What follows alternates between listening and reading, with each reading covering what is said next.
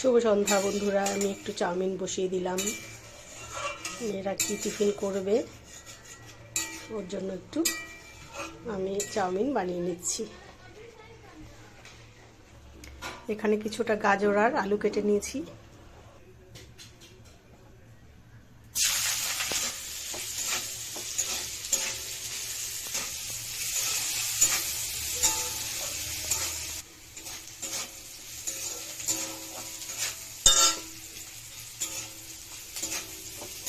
গাজরটা সহজে ভাজা হয় না, আলু ভাজা হয়ে গেছে, গাজর হতে চায় না সহজে।